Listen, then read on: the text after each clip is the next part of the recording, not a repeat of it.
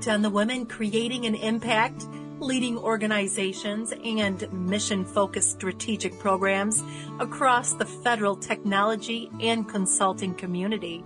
This is Impact. I am being joined today by Karen Cinibulk, the Vice President of Federal Health VA Market Lead at Maximus. Karen, thank you for hopping on and joining me today. Well, thank you for having me. It's a pleasure. Yeah, so first tell me what it is you do over there at Maximus. So as you indicated, I am the VA Market Lead, and so I work with all the programs and our growth team to make sure we have a pulse on the VA, that we understand the mission and the priorities for our veterans and communicate that to our team. Perfect. So tell me a little bit about your story. What personal experiences have you found most rewarding in shaping your professional journey, and how have they positively influenced your leadership style?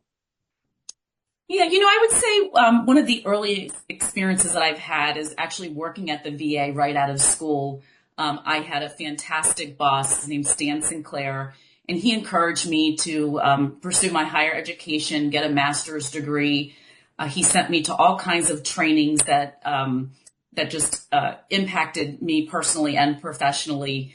And probably the most important thing at that time is he sent me out into the field where I got to work with veterans firsthand. I saw the intake process and just the vast differences in the experience that veterans have depending on what office they go to. And I was so young, I don't think I fully appreciated that exposure and those trips and that experience, at that time.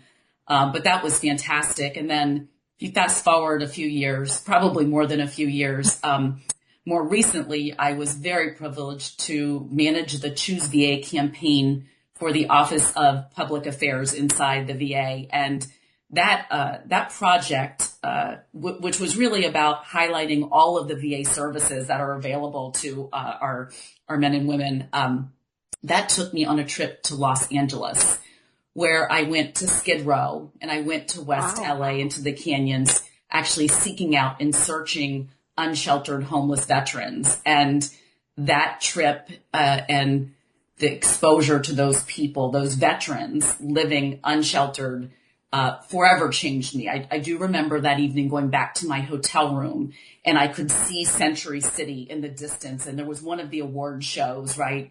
And you could see the lights, and then I could see it on TV, and I couldn't stop thinking about these veterans that were right there, right, homeless. And I came back and I started volunteering. I participate every year in our local pit count point in time, and I work extensively with homeless veterans, helping them get benefits, helping them get housing. And I've become quite, I think, known for that, at least in my community. And it has really taught me from both a human perspective, as a human being and as a leader, that giving is so much more rewarding than receiving. And I thoroughly enjoy helping our homeless veterans, and I hope to help them all.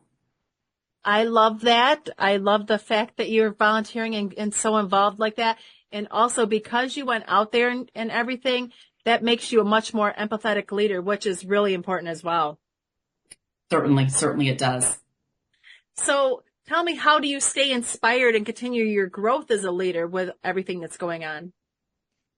Well, again, it's part of that giving back and being connected with the community, both from a client perspective as well as, just where I live and the veterans that are here by me. I really try to stay mission focused and not to let the minutia sort of get in the way or bog you down, because it can. It doesn't matter where you work or what your job title is. There's always the administrative part of our roles, right? And so really just don't let that interfere with what needs to get done.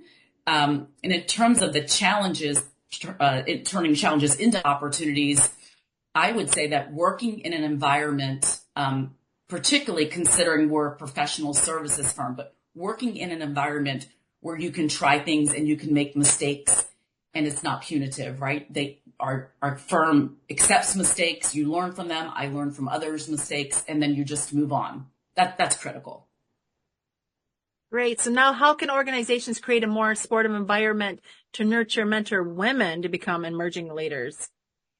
Right. I would definitely put patience and honesty on the top of that list for organizations to embrace that. I would also say looking for the strengths and talents in the workforce and making sure that those are aligned with roles and responsibilities, sort of making sure people are in the right jobs. Can they perform and can they grow? And moving those people around and not being afraid to try that. And if it doesn't work, move somewhere else. Yes.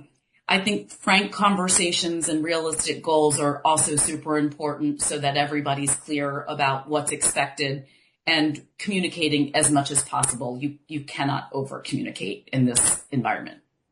Yeah, I've worked in offices where people have come in, and there was one girl that came in, and she came in to do website updates.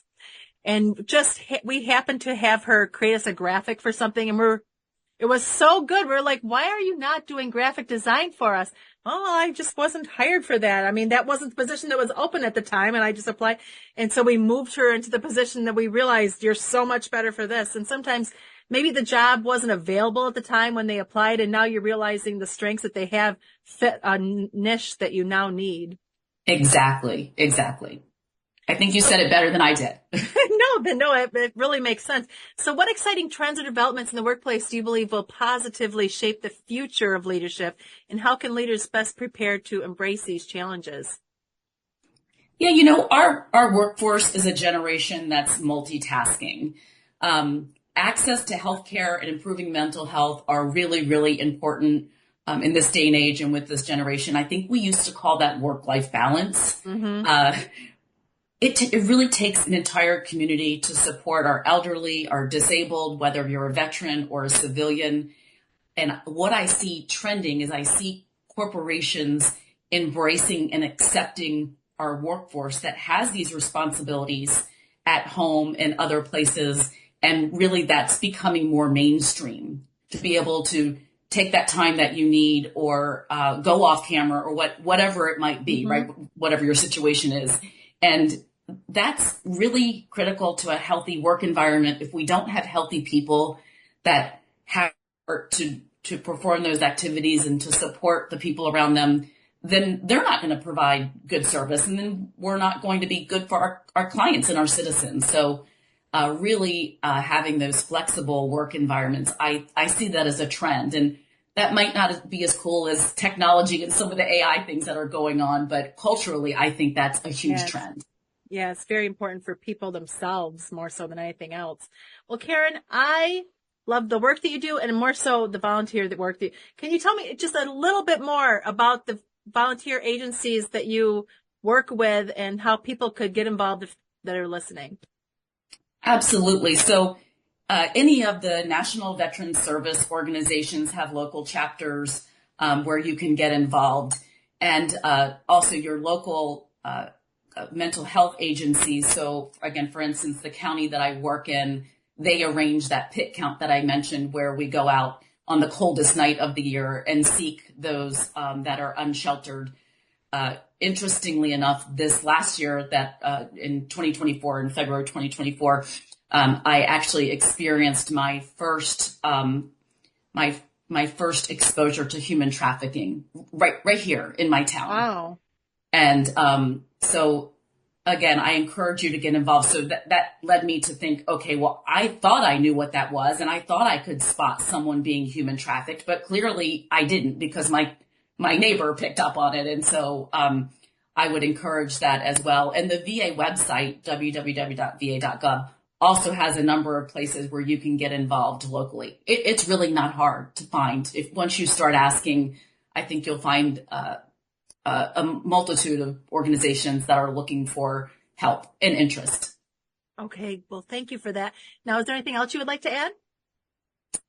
I think that's about it. I really appreciate your time today and the interest in the podcast and the interest in veterans. They're such a vital part of our community, both from a workforce and leadership perspective, but again, just making this the great country that it is. Awesome. Well, Karen, thank you for taking the time to speak with us today. Thank you.